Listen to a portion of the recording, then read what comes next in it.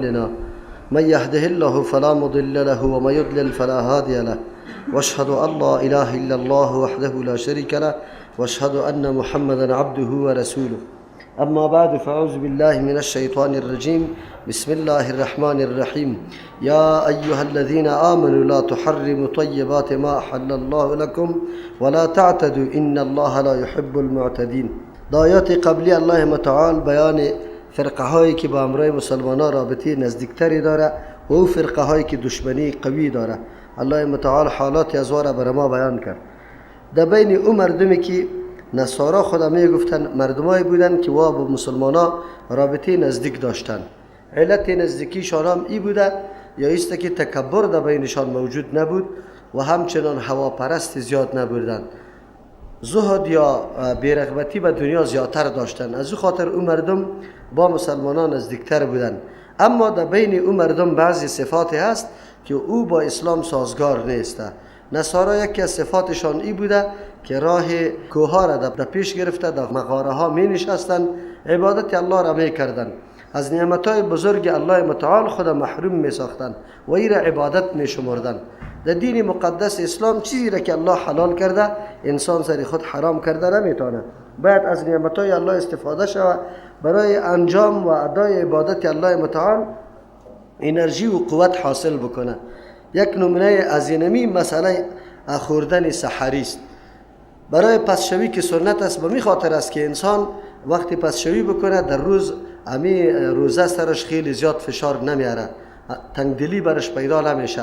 هر قدر که عبادت الله متعال در حالت نشاط و تازگی ادا شود، از روی خوشی ادا شود، امو قدر به نزد الله متعال مقبول است. هنگامی که از تنگدلی و نعوذ بالله از زجر یا از این طور حالتی که انسان نفرت وارد داشته باشه و عبادت خیلی مقبول نیست. از امو خاطر در دین مقدس اسلام برای انجام عبادت آمادگی و قوت حاصل کردن ضروری است. سحری خوردن یکی از همین نمونه هاست. نصرانی‌ها طوری میکردن که چون دنیا را خیلی بد میگفتن از او خاطر خود از لذات دنیا محروم میساختن. بزرگترین عبادت به نزد ازوا گوشه‌نشینی و ترک لذات دنیاست، به خاطر که فشار سر نفس خود بیاره و یا عبادت الله را بکنه.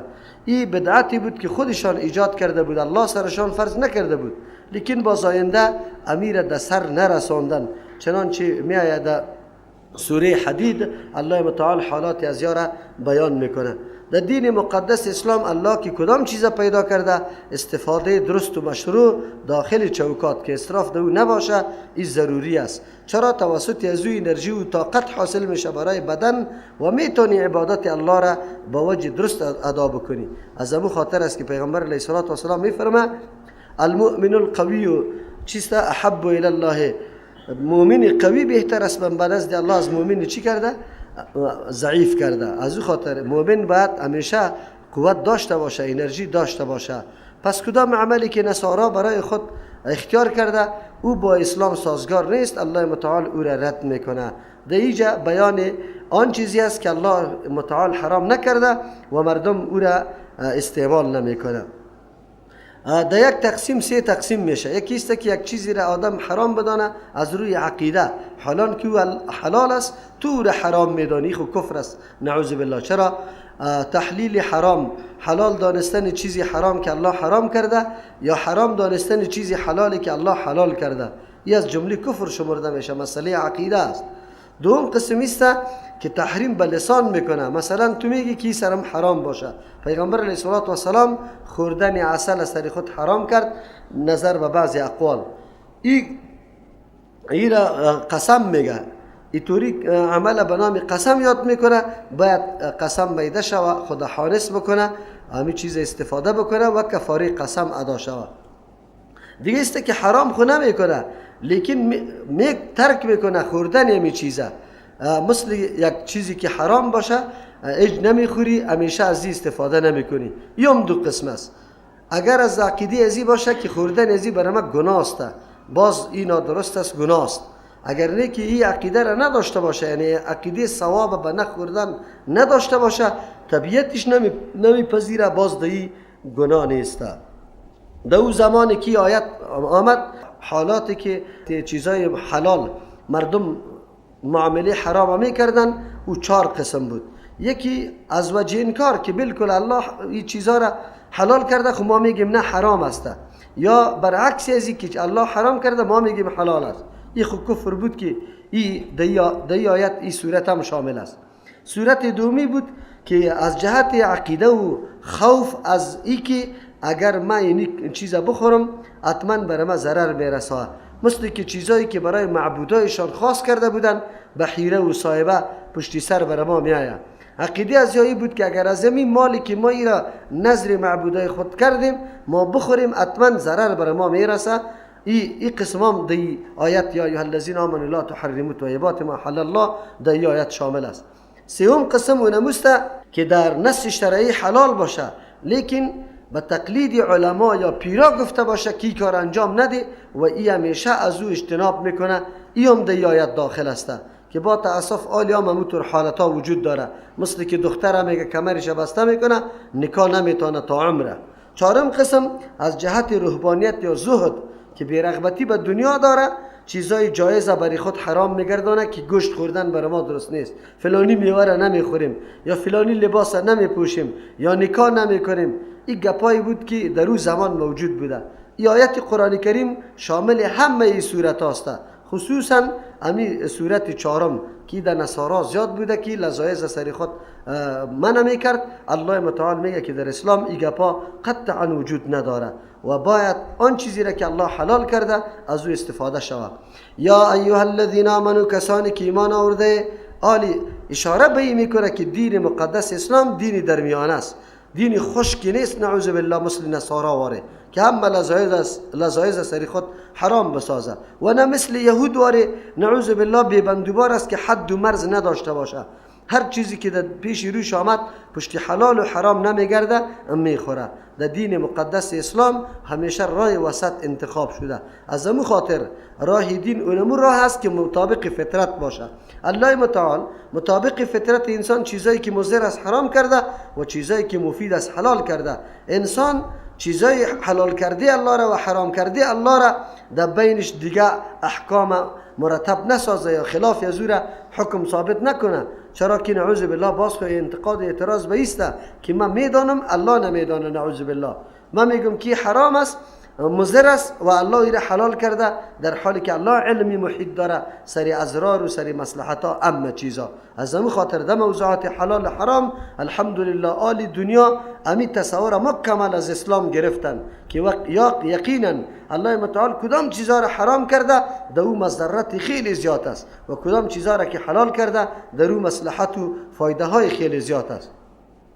یا ایها الذین آمنوا، کسانی که ایمان آورده، لا تحرموا، شما حرام عقیده حرام نکنه یا نسبت حرمت برش نکنه، یا به قسم خوردن که سری خود حرام بکنه، یا است که وعده میکنه که نمیخورم، یا است که عقیده میکنه که حرام است.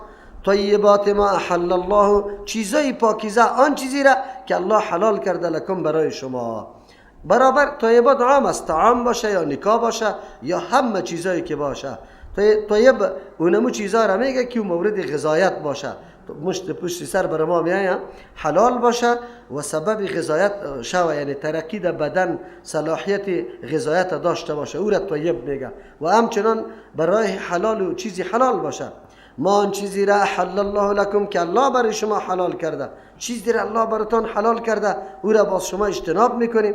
ولا تعتدوا، اشاره به این میکنه که در مورد حل و حرمت الله پلوانا را گذاشته، حد بندی کرده، از این حد بندی تجاوز نشوه، نه در زیادتش نه در نقصانش. چیزی را الله حلال کرده بخو، ای تو نکو که نیم حرام است، و چیزی را که الله حرام کرده از حد تجاوز نکنی که نه ایرم خوردن باشه.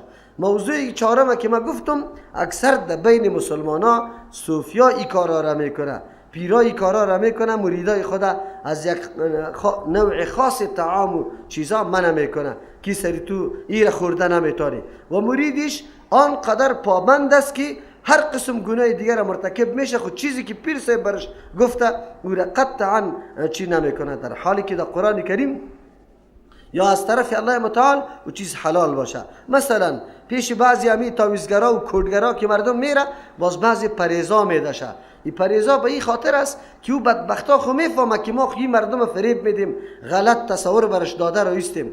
پس آن که باز جادوی از این کار نکنه، باز که پس بیا امی مریض ملامت میکنه که من تو از فلان چیز پریز کردم، حتما کدام جای بویش برد رسیده، از او خاطری کار نکرده. حالا که گپا هیچ وجود نداره، غلط گپ است، این پریزا نیست، ولی که این مردم از اینمی کار میگیره. الله متعال میگه که طوری کار اعتدا شمرده میشه. چرا؟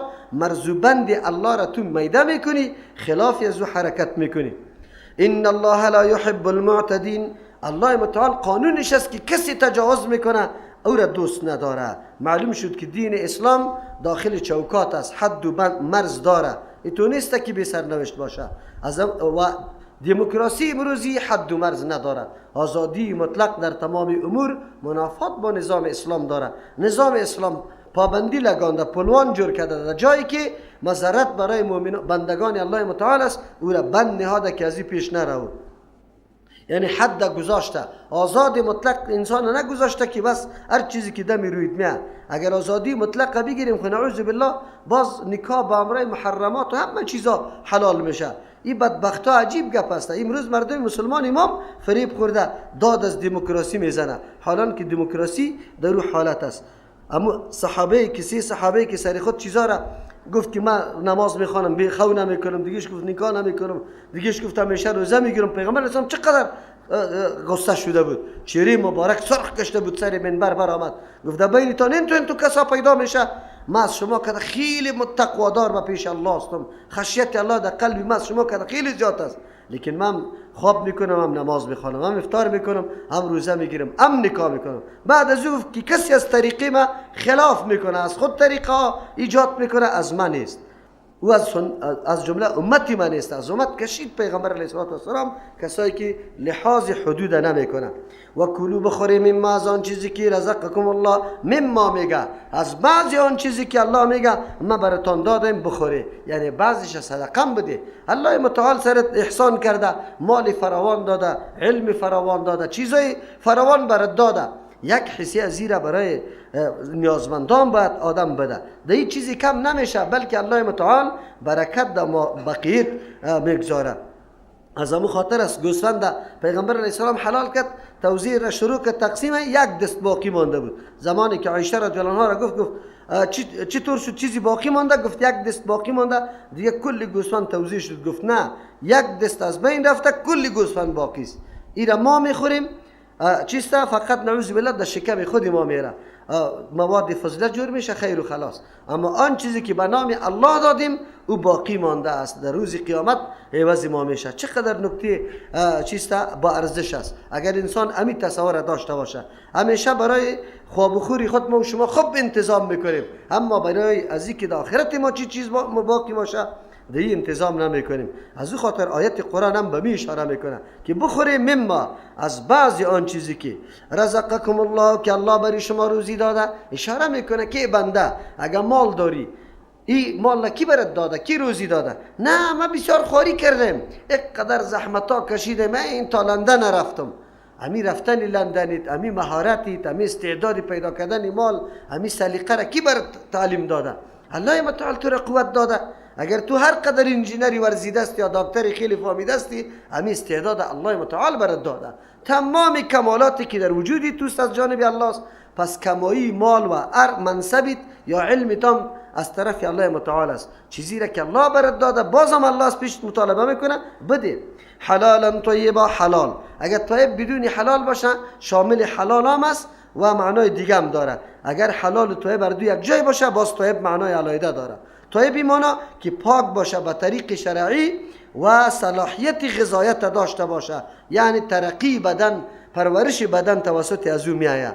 اگر کدام چیز ولو که پاک باشه لیکن طیب نباشه او را باز انسان نخوره. چیزی که غذایت نداشته باشه سبب ترقی بدن نمیشه. خاک، سنگ، زغال، این چیزا را خوردن نادرست و نارواست. از همون خاطر حدیث پیامبر صلی الله علیه و سلم لا ضرر ولا ضرار فی الاسلام، به دیگه کس هم ضرر رسانده نمیتونی، خب برای وجودی خودم ضرر رسانده نمیتونی.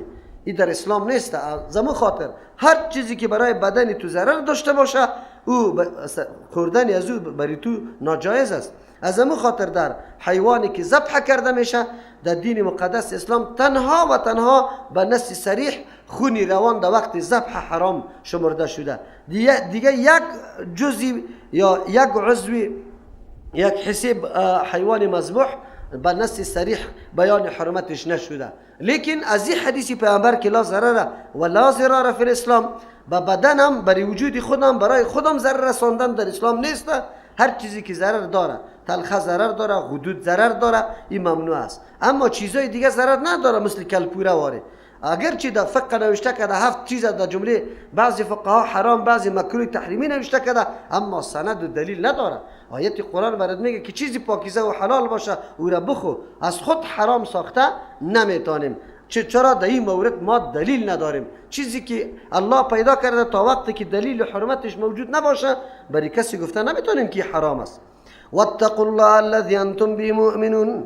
الله متعال برای پابندی یا اجرای احکام خود از نیرو کار نمیگیره که پلیسا را مقرر کنه، کمیته را، یا اینا چیستا انجمن من رشوت ستانی شده یا کمیته من رشوت ستانی شده. نه، الله متعال در وجود هر بنده خود فقط پلیسی خود جابجا میکنه. پلیس الله تقوای الله است. الله تو را میگه از الله بترس.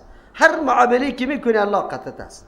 یک انسانی که محض اعتقاد به الله بکنه بس برش کافی است که ولی کدام کار عملی میکنه کدام نه. چرا؟ این موارد توسط قوت‌های بیرونی منع نمیشه. انسان در یک تاکه و زندگی میکنه، هر چیز خورده رو ایسته کی تو را منع میکنه برات میگه که حلال است یا حرام است. یگانه چیزی که انسان منع میکنه از آن چیزی که مضر است و حرام است تقوای الله است. تو میدانی که من در هر جای بخورم الله امرایم است. واتقوا الله. خودداری از حرام یا استفاده از حلال توسط عقیده تقوا بالای الله میشه. الذی، چه قسم حالی ما را متوجه میسازد؟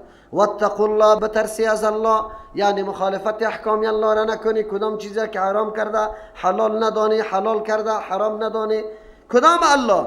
الذی، امو الله انتم به مؤمنون، که شما سرش ایمان داره، عقیده داره. الله را اگر شناخته دیگه بالکل پابند نباشه در هر نقطه که هستی.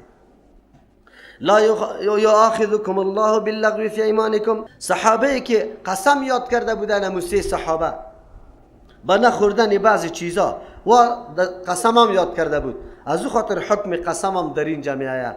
الله متعال کسی که قسم یاد میکنه به نام الله، اول قسم خوردن به نام الله میشه، به نام غیر الله قسم صورت نمیگیره، بلکه به نام غیر الله قسم خوردن شرک است. اگر کسی با بچت قسم یا با چیستا به سخی صاحب قسم، به تیغ عباس قسم و گاهی میگه به این زنجیر پیغمبر قسم، دروغی دیگر هم سری پیغمبر بسته میکنه، تزویر زنجیر پیغمبر جور میکنه، حالان که پیغمبر در عمر خودی طور تزویر در دستم نگرفته.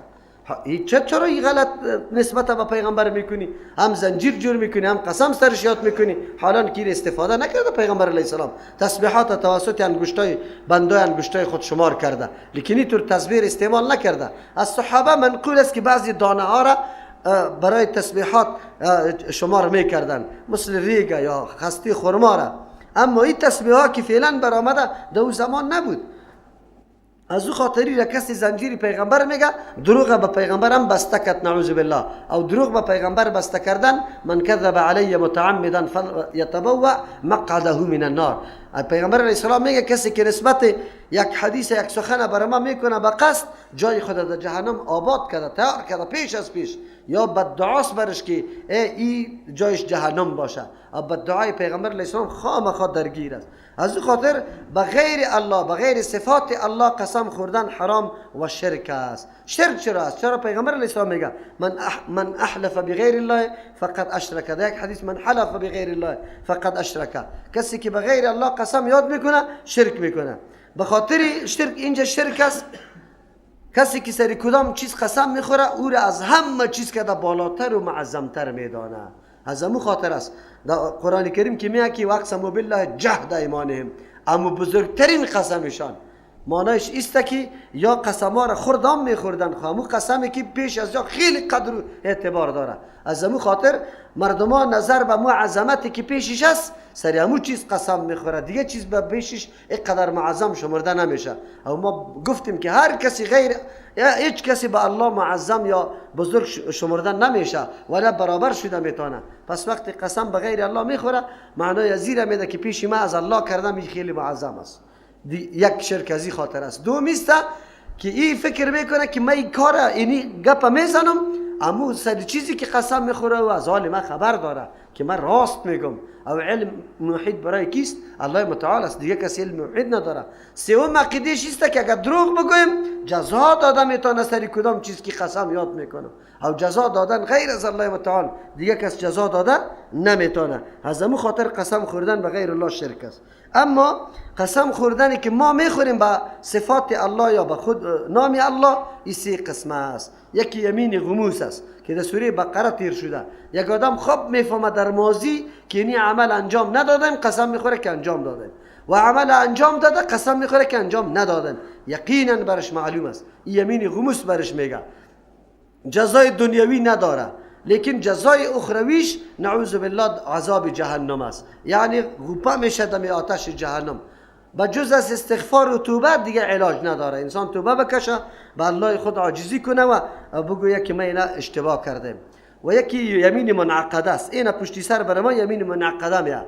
کدام قسمه که در آینده میخوری برای انجام یک کار یا ترک یک کار، این یمین منعقده که نو چی شده بسته شده. این قسم او باز دو قسم است. یکی است که همون کار که قسم خورده برای تو جایز است که یا بکنی یا نکنی، دیگه اینجا زمانی که حانس شوی کفاره سرت است، اگر نشده نه چیز سرت نیست. اما یکی طور است که قسم خورده از چیزی روا، مثلا مسقطی پدری خود گپ نمیزنم قسم خوردی سری رحمی رقتی فلان نمیکنم در مسجد در جماعت نمیرم، این قسم ها از اموری خیر است. در این طور صورت ها خود حانس کو کفاره قسم بده و کار خیر انجام بده. یکی یمینی لغو است. الله متعال بسیار مهربان ذات است، بندگان خدا در هر معامله که غیر اختیاری باشه مؤاخذه نمیکنه که بگیر الله و او را گناه برش ثابت بکنه. یمینی لغو دو صورت داره. لغو اصل چیزی افتاده را میگه، مراد از یک آدم تکیه کلامش است، والله در فلان جای رفتم و بالله طور کار کردم، در هر سخن خود والله بالله میگه، اصل مقصدش نیست که من قسم یاد بکنم، تکیه کلامش شده، دیم الله مؤاخذه نمیکنه. دوم است که یک عمل در سابق انجام داده به گمان خودی انجام نداده، یعنی در گمان خود راست هستی یا انجام نداده، حالی میگی که نه من انجام دادم، در گمان خطا شده ای، یعنی تو در گمانت راست گوستی، حقیقت دیگر رقم است. کار انجام نداده ای تو میگی در گمان خودی قسم میخوری که انجام داده، یا کار انجام داده ای در گمان خود میگی که من انجام ندادم. اینم یمین لغو میگه. اول کسی که در وقت کلام خود بار بار استعمال میکنه، این قول امام شافعی رحمه الله است. و دوم که میگه نه در زمان سابق چیزی را انجام نداده ای، در گمانت انجام داده ای، این قول امام ابو حنیفه و احمد بن حنبل رحمت الله علیهم است. در یمین لغو دو صورت داخل است. الله مؤاخذه نمیکنه، نه مؤاخذه دنیوی است نه اخروی.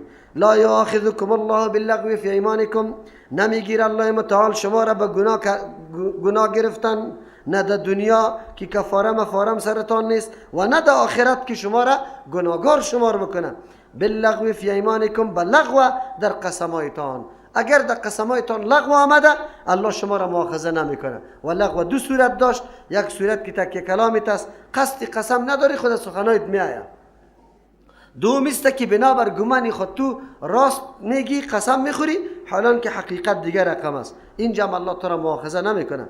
ولکن یؤاخذکم بما عقدتم، لیکن الله مؤاخذه میکنه شما را بما به او قسم عقدتم که شما محکم کرده بسته کرده، الایمان قسمایتان به نام الله، نام الله را صفت الله را ذکر کرده و شما محکم کرده قسمایتان، دی شما را مؤاخذه میکنه. چی رقم؟ فکفارته اطعام 10 مساکین، کفاره قسم طعام دادن 10 مسکین است، من اوسط از درمیانه ما او طعام تطعمون اهلیکم که شما طعام میده اهلتان. کدام طعام درمیانه که بالای خود میخورانه اونمو طعام برای مسکین بده، برای 10 مسکین. او کسوتهم، یا کالایی از امی مسکینا، او تحریر رقبه، یا آزاد کردن غلام است. کلمه او در هر 3 معامله برای اختیار است. انسان قسم خورد، تو قسم خوردی که من چیسته در شار نمیرم، او بعد از او در شار رفتی حانس شدی، کفاره زمانی لازم میشه که حانس شوی. آیا قبل از حانس شدن و بعد از انعقاد قسم اگر پیش کسی کفاره بوده صحیح است یا نه؟ در علماء اختلاف داره. یک تعداد میگه سببش موجود شده، از همون خاطر اگر پیش هم کفاره بدی ولو که تالی را حانس نشدی صحیح است. و بعضی میگه نه، تا که حانس نشدی کفاره دادن درست نیست، که حانس شدی. حانس ایرا میگه کدام چیزی که قسم کردی خلاف او قسم تمیده کردی، یعنی در سر نرساندی، اونو وقت تو حانس میشی باید کفاره بدی.